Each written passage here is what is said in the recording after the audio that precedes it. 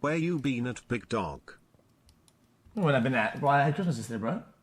In 2012, Ray William Johnson was the #1 most subscribed YouTuber on the platform, which sounds like a great accomplishment, but it made him a target. Ray was in a feud with a merciless, greedy, and borderline evil company that was actively trying to leech every last dollar from big and small YouTubers all over the world. Some of your favorite creators were victims: PewDiePie, Moist Critical, Philip DeFranco, just to name a few. The ironic part is that this company, dubbed Maker Studios, was founded by other popular YouTubers. It really be your own people. However, the true kingpin I don't know these people. of the Maker Studios mob was a man called Danny Zappin, a federal convict who got out of prison and exploited the untapped gold mine of YouTube money. However, despite Ray's valiant efforts of exposing the evil tactics of Zappin's company, it wasn't enough. Maker Studios would go on to sell to Disney for over $500 million. What the fuck? This dream team, guided by the vision of a federal convict, got filthy stinking rich at the expense of hardworking YouTubers around the world. This is how they did it. YouTube launched in May of 2005. Danny Zappin, aka Danny Diamonds, was one of their early users because he was on house arrest with nothing to do but browse the internet all day. In 2000, Danny moved to Los Angeles to be an actor but failed. He claimed it's because he confronted Hollywood's gatekeepers after being denied multiple roles and they blacklisted him. God. Because of this, Zappin needed money, so he smuggled ecstasy, got caught, and was sentenced to 2 years in prison. Danny began uploading videos to sites like Crap TV before he was arrested, so YouTube was like a shiny new toy when he got out. YouTube gained 30,000 unique users a day after its beta release in May 2005, and by the time it officially released in December of that year, it would reach a combined 2 million total views a day, and by the following month, 25 million. Then YouTube reached its first 1 million viewed video, which was Brazilian soccer player Ronaldinho receiving his golden boots. In a feat of marketing genius, Nike uploaded the video under the alias Joe B, as if it was any other YouTube user instead of the multinational sneaker conglomerate. The advertising potential was looking extremely promising, which is why Google purchased YouTube for $1.65 billion within a year of their launch. With such potential for money to be made, not only did established companies get involved, but opportunistic creators as well. It's no secret that creators always have and always will be the foundation, the backbone of what makes this site amazing. YouTube content in the early days consisted mostly of just things related to Club Penguin, classical music masterpieces, memes, really bad tutorials, more memes, and Soulja Boy. But sprinkled in there were creators who made skits, storytime videos, theories of the universe, news channels, and the first YouTube influencers were starting to gain millions of views on their videos. YouTube then launched their partner program that pays a percentage of the advertising revenue when ads are shown on their videos. Most creators at this time treated YouTube like a fun hobby and not a career path. However, people like Danny Zappin saw an opportunity that he knew he could exploit. Danny told a few other creators about his vision: his girlfriend Lisa Donovan, her brother Ben Donovan,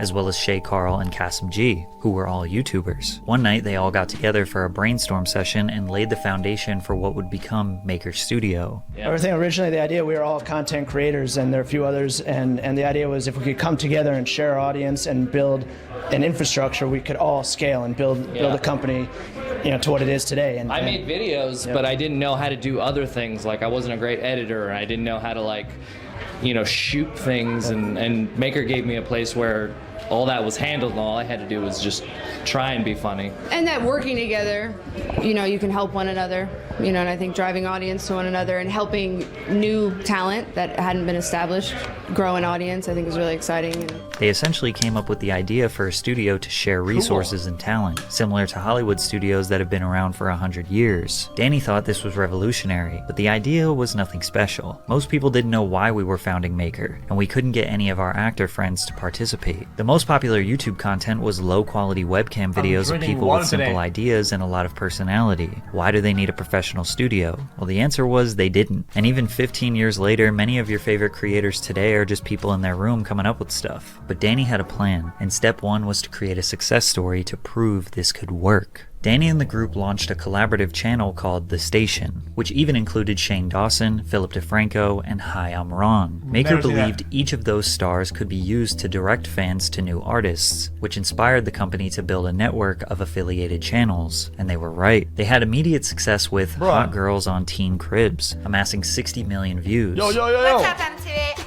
My name's Ariel. Welcome to my crib. Oh, I remember this actually. I watched this one. Meet my less attractive friend, Jasmine. She's super ugly, but don't hold it against her. The station established an office space where they would classic. connect during work days to plan, shoot, and edit the content. They recruited more people to be a part of the team. Andrea's Choice, What a Day Derek, it's a Cecily, skit. Fine Bros, who changed their channel to React, Michael Gallagher from Totally Sketch, Timothy De La Ghetto, the list goes on and on. Their main type of content were comedy sketches, similar to College Humor, but way worse. I've been working at this bar for 2 months now, and I gotta say, these people are really into their craft beers. Can I get a Pooch Daddy Saison? You guys got any Blue Caboose barley wine? One doppelganger doppelbock. Hey, Teach, do you? Do I what? Do you? Splooge! I would never! You should. Splooge is the new cool thing. Most of their humor was extremely low-hanging fruit, men dressing up as women, playing on racial stereotypes, and trying to make anything as sexual as possible. 99% of this content aged terribly, but this was a time where the edgier you were on YouTube, the more views you could get. Guys, I got best chat. Guys, early day YouTube, it all aged poorly. There isn't a lot of things that aged well. Chat, because skits were, people haven't seen that before. So people did like the really basic skits or whatever, and it was really good at the time because that's all we had. So now skits kind of evolved. Now they're really good, and they're more like, you know. But at the time, it's all we had. On Abbott Kinney to see what they think about what's happening with the recession. Danny Zappin was pretty much the only person at the station who wasn't on camera. That's because he was too busy figuring out how to get rich. Danny realized they had a money problem. They had a group of 20 or so creators with millions of subscribers, and they were generating tens of millions of views per month, but the ad revenue from the partner program wasn't enough. You see, the partner program in 2010 was not even close to what it is today. It was only available to a select group of very popular creators who had to apply and be accepted. But even those people weren't making significant money because the percentage split was terrible. The only way to make more money was to get more creators involved. But the studio only had so much space and employees to provide services to creators. This is where Danny's scheme began. Maker Studios So there's MCN, yes, I was about to say MCN. There's MCN, yeah, but Machinima was different. I think they acted like an MCN, but even more than that, they were also like in control. And it was a little bit more than an MCN, I think. A multi-channel network, or MCN. Instead of only working with the in-house creators at the station, Maker would try to discover talent all over the world and sign them to the network, in exchange for 20, 30, sometimes 40 or 50% of the creator's ad revenue. Keep in mind, YouTube would send the entire sum of the creator's revenue to the MCN. The MCN would take their cut out and send the rest back to the YouTuber. That's like your paycheck going directly to your landlord. He pays your rent and then sends you the rest. It's hard to understand why anyone would be willing to give up such a large percentage and control of their income. Because if they're in a network with all these millions of subscriber, massive view YouTubers, they could get like some residual, and they think, guys, if I'm a small creator and I have no opportunities, right? If I'm with these guys, yeah, I'm losing 50%, but I'm gonna get more views because I'm with these guys. We're part of the team. That's the dream they're selling to them. Most creators just didn't know how this business worked, and that's where Danny knew he could exploit it. However, Maker did provide some real value. First of all, Maker could get any channel who signed with them instantly monetized. The partner program was still limited access at this time, and Maker had direct connections with YouTube since it was comprised of the most popular creators. You also couldn't monetize gaming videos unless you had a partner network, because video game companies would copyright claim videos using game footage. Maker even had music label connections, and music creators could use copyright music or make covers without getting claimed. YouTube support was notoriously terrible, and still kind of is, but Maker would provide you with a dedicated team member to help you with all of your YouTube related issues. You even needed to sign to an MCN just to make custom video thumbnails. By April of 2011, Maker signed 150 channels that generated 325 million views per month. One of their signees was the number. Because if YouTube's basic services work the way they're meant to, you wouldn't need any of the services. You wouldn't need to have thumbnails because it should be allowed for everybody. You shouldn't need a company to talk to them because they should respond to your emails and shit, but you just had to because the company's shit. It was one most subscribed YouTuber on the platform, Ray William Johnson. Their roster was very impressive with Ray and many other top creators, but Maker still didn't have enough money. So Danny raised $1,524,999 from a venture capital firm called Graycroft Partners. And at this point, fans still had no idea how serious this operation was, because the station's content was still just as unhinged as ever. All of the creators that signed to Maker were free to be as creative as possible, so you couldn't really tell there was an infrastructure around it. That's probably because it was still operated by creators who genuinely were interested in making videos rather than making money. But Danny was not operating in the interest of fans. Maker Studios was not taken seriously by the entertainment industry, they weren't respected, and that bothered him. He needed to legitimize the company. YouTube was known for low-quality content, which didn't excite investors. I think the next stage that YouTube will eventually go to is what Netflix is doing. I think they'll step up and they'll start doing quality content and programming in the same manner. That's not just, Incorrect. Annoying Orange is huge and it's great, but the production value in a lot of it, and I'm not knocking them, but the production value. Everybody was wrong. The majority of YouTube. Everybody was wrong. They were wrong the whole time. Still wrong, and even after that, still. You guys say they did. Okay. They did a YouTube what is it? Guys, is that the YouTube fucking exclusive series with creators? YouTube originals. That shit is garbage. Bro, YouTube Red or whatever, or YouTube, bro, this shit's garbage. Nobody watched that shit. What are you on about? YouTube videos is not there, but I think once they step up to that next level, and I don't know what your plans are, but Vsauce was good, but Vsauce is always good, it becomes so its own doesn't network, matter. just like Netflix and all these others that you're going to see popping up. So Danny wanted to make their company as big and legit as possible. By mid-2012, they signed over 2,000 new channels and had viewership in the hundreds of millions. They leveled up from their previous makeshift office space to a now 40,000 square foot series of buildings in Culver City. They grew to 260 employees, a group that includes advertising sales, business development, and tech people. Maker tried to create animated series and shows that could be formed into movies, traditional television shows, merchandise, etc. But their most popular signees were still just regular YouTubers. Maker created what looked like a very successful production studio with multiple different departments servicing their clients, when in reality, it wasn't being put to use. And out of desperation, Danny Zappin made a critical error. Most of Maker's money was coming from their top few creators. Ray William Johnson Chad, this guy, okay, maybe he's gonna explain. was their cash cow. Danny approached Ray and said Maker needed a bigger cut of revenue from his online show xQc. He asked Ray to renegotiate their existing contract 8 months prior to its expiration. Ray said, the terms were incredibly aggressive. They wanted 40% of my YouTube channel's AdSense revenue after production costs, and more importantly, they wanted 50% of the show's intellectual property in perpetuity. And perpetuity means forever. He refused the new terms of the contract. Maker Studio took offense to his refusal, so they threatened to shut down his projects. When I politely refused their deal, as it was— Brother, the company attempted to renegotiate their own deals with him 8 months ahead. Guys, I've never heard that anywhere. That's insane. It's not in my best interest. They became increasingly aggressive. Negotiations quickly became a bizarre pissing contest between the heads at Maker Studios and myself, and I wouldn't hand over my intellectual property, and they wouldn't stop aggressively trying to get me to sign it over to them. On top of that, Ray claimed that they would not give him any of his AdSense money, because remember, it all goes to the MCN before the creator. Now in the near future, xQc will no longer be part of the Maker Studios network, so I'm gonna film here for a while. Even if I don't have the proper equipment at home, you know what? Even if I have to film butt naked in a back alley, you guys are getting an episode, goddammit. After Ray William Johnson announced his departure, Maker Studios released a petty public statement. Ray is still part of the Maker network. However, with the recent decline in viewership on xQc, it made sense for him to go back to producing the show himself. Maker providing a full production staff of 12 people, including a team of writers, was no longer a viable option for xQc. Ray vehemently denies that he ever had 12 people and writers working on his show, nor was his viewership declining. I was about to say, yo, chat, his shit didn't decline. It was always high, it plateaued, and it was like this, but like super high up. It didn't decline. It declined way after when he offloaded the project entirely, I think. To a meeting to resolve the issue, where the CEO promised to return Ray's YouTube AdSense account to him. However, that never happened. They haven't made reasonable attempts to give it back to me. They are now even trying to leverage my own AdSense account against me so that I will sign over all your favorite Martians' intellectual property, void my stock options in the company, and sign a confidentiality agreement to never tell the truth. We wouldn't know about this hostage situation if Ray didn't post all of the information in an article published by New Media Rockstars. The other thing that he revealed to the world was that Danny Zappin was a convicted felon, and that he was waiting for his criminal record to be expunged so that he could officially become CEO of Maker. The ex-con texted Ray at 1 a.m. and said, "Your lack of integrity and character are sad. F you, prepare for war, bitch." Ray tweeted that nasty text that Danny sent to him, and then Shane Dawson replied with, "I got the same text 3 years ago." That makes no sense. They're the company. They made the contract. They tailored for him. They went out of their way to get him part of their project.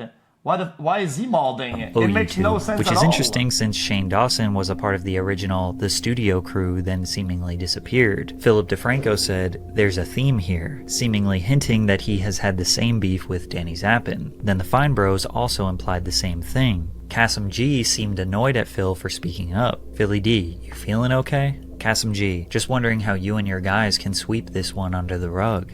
This was one of the first big pieces of drama that YouTube had seen. Shay Carl immediately defended Danny. We're not the type of people that is going to try to like keep money from somebody or hold Ray William Johnson's AdSense account hostage.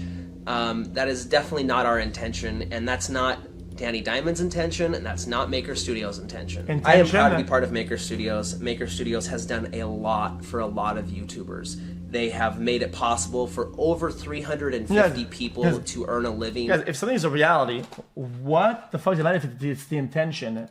If you can fix a problem, say, oh, it's not the intention, then that's worth nothing. In this YouTube space, you're people just like talking. my brother and my sister have medical benefits because of Maker Studios, because of people like Danny Diamond and Lisa Nova, and a lot of YouTubers, countless YouTubers, would not be where they're at today, me included, me especially, if it wasn't for Danny Diamond's idea and passion for this company. It's no surprise that Kasim and Shay rushed to defend Danny, as they were two original founders who were set to make a ton of money during the sale of Maker, whereas Ray, Shane, Philip, and the Fine Bros were not founders but the people who had the most clout that made Maker famous, and at that time were bringing in the views to boost the company's portfolio. Fans didn't know if they should support the... That's why they wanted to void his stock options just before they would sell it, because they wanted to get more money, so he wouldn't get money out of his stock, right? The creators who had nothing to gain by outing Danny, or support the creators who founded the company set to make millions of dollars. Because in the middle of this drama, Time Warner acquired a % stake in the company for $36 million in December of 2012, and other contributors like Canal Plus and Singtel have also provided $26 million, for a combined total of $61.4 million in capital raised for Maker. The company was now valued at a several $100 million. Danny Zappin successfully built his company to be the corporate enterprise he envisioned on house arrest. Now he wanted to take his money and run. In April of 2013, Danny Zappin asked to leave the company, cash out his stocks, and receive 6 months of pay, but he was willing to stay on as an advisor. The board had a meeting and authorized his departure, planning to replace him with Enon Kreis, a successful businessman in his own right. However, Danny very quickly changed his mind, demanding a senior executive role in order to save the company. When it was denied, that's when Maker board member Mark Suster claimed Zappin became hostile. Zappin would file a lawsuit against Maker and claimed the now CEO Kreis, and the board hatched a plan to take away Zappin's power and shut him out of the company. I guess karma got the ex-convict badly. They gave him the same treatment that he gave Ray William Johnson 4 months earlier. But Danny made the right choice. He learned from his mistake as a failed drug dealer. You need to quit while you're at the top. Danny knew the MCN industry as a whole became worthless on April 12th, 2012. Yep, that's right. YouTube opened their partner program to anyone in the top 20 countries that use the site. Now you no longer needed an MCN to be monetized. You didn't need an MCN to make custom thumbnails. They would not protect you from copyright claims even though they said they could. Chat, you don't need... Unfortunately, at the time, you still need an MCN. Even with all this, most people still want MCNs, but MCNs became less aggressive. Okay, chat, I was part of an MCN, and they took 0%. Wait, how much was it? I think it was 0. Fuck, I don't remember. Did I get scammed? No, they took nothing. I was with Curse. How much did Curse take?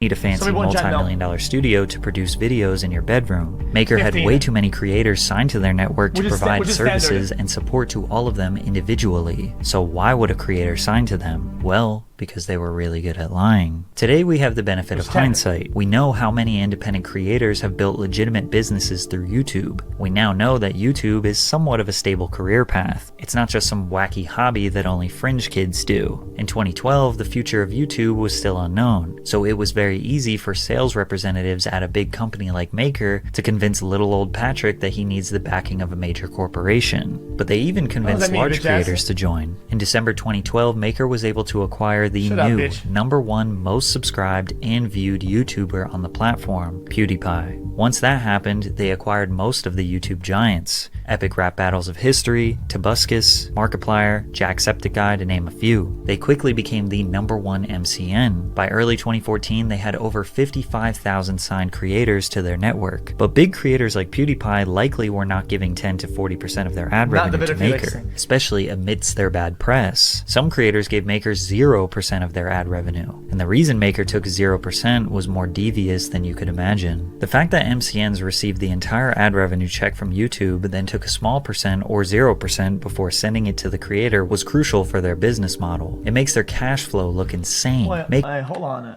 Chat, I was with full screen for a while. I think they shut down. I think that was another company. They shut down. I think everybody shut down. Sending it to the creator was crucial for their business model. It makes their cash flow look insane. Maker's bank accounts were holding tens of hundreds of millions in cash. MCNs used these numbers to convince investors that YouTube was an untapped gold mine, and it was because of their content strategies. The other number they used to trick investors was views. By signing top talent, they were able to show how many views, aka advertisement potential, they were generating. Every all-hands meeting was led off with the number of views they were doing. 10 billion views, 11 billion, 12 billion. But the reason the views were growing was because the network kept growing and we were just adding more and more channels. Also, Maker did not technically own the content that creators like Markiplier and PewDiePie put out. It was riddled with copyright material and couldn't be sold to other platforms. Investors did not understand YouTube at all, but they couldn't ignore the money. In 2013, Maker generated $370 million in ad revenue, and 70 million of that was in direct sales. If you watch my previous video on Disney, then you know that in the mid-2010s they were on fire with every aspect of their business, looking to take full control of every content medium in existence. They wanted to buy their way into YouTube, and in March of 2014, Disney acquired Maker Studios for $500 million, with the promise of up to $950 million if they met their targets. The final number ended up being $650 million. Original founders like Kasim G, Lisa Nova, and Shay Carl made a fortune. This is going to change our lives and the lives of my children forever. Forever. This will change my kid's life. The reason why I'm saying it's worth nothing is that technically, if the creators didn't actually like it and they were all gonna either renegotiate or get out of their deals, right, and not re-sign, right, all the money that they think the company's gonna make, well, it's gonna collapse because there was a lot of changes with the MCNs overall, and things were changing. People didn't need this anymore, so people were gonna get out. So people knew. It was predictable that this wasn't worth that amount of money because it was going to go way down, and they did. By trusting the vision of Danny Zappin, Shay Carl got filthy rich. He bought a multi-million-dollar compound in Idaho and still uploads consistent vlogs of him and his family enjoying the extraordinary wealth. When the original founders made this business, it was a humble idea, but it quickly turned into a system to make the business way more successful than it was, so the stockholders could sell it and cash out, leaving someone else to handle the pile of trash. And Disney had to take out the trash. They quickly realized they bought a business built off lies. Disney didn't really do anything with Maker Studios. They thought all YouTube creators would just become Disney, Marvel, and Pixar marketing puppets, shoving Disney ads in young kids' faces in every YouTube video. And they honestly could have forced that, but they didn't. Maker executives complained of the slow integration process and that they didn't receive access to Disney's brand and intellectual property. They probably didn't want YouTubers destroying their IP. Out of desperation, Maker tried to introduce new channels such as Polaris by Maker, a gaming channel. They tried to revive the station YouTube channel with shows like Casual Sketch, Song Voyage, and Time Machine, starring Timothy DeLaGhetto and Ricky Shucks. But these shows lacked the personal connection needed to survive on YouTube. It felt corporate and soulless. Despite the downward trend, they kept signing creators into predatory contracts, forcing them to be trapped in a failing business. There are countless examples of creators expressing their resentment towards Maker and all other MCNs that have scammed them, but the best example can be explained by none other than Moist Critical. And then Maker came along and said, hey, we'll offer you this contract. It was a 60-40 split, and at the time that sounded great to me. I've never had any way of contacting Maker. Their support line does absolutely fucking nothing. And if you don't have your channel manager there to be that bridge, then you just have no way of getting in touch with Maker. It would sometimes take up to 3 months to get one check from Maker. It was last year when my channel got disabled due to false copyright strikes. I could not contact Maker no matter what. I did everything possible to get in contact with them. A contract shouldn't auto-renew. You should have to sign off on it each time it tries to renew. Maker Studios is just so lazy, so unorganized, and just doesn't give a about any of the people in their network. Insanely unfair money splits. Oh shit. Guys, I've told you this before, okay? Guys, maybe this is standard, guys. Maybe this is standard practice, okay? And I just don't know, okay? But bro, Twitch is auto renew, right? And if you wanna, if at the time, I don't know if it's like this time, want to renegotiate it, you have to give the intention 90 days ahead of time. So chat, before I got my Twitch contract, chat, hey, we were close to re-signing it. We were close to the deadline, which it automatically renews, right? And I was like, October 18th is coming, guys. Twitch, hey, yo, it's time to negotiate, guys.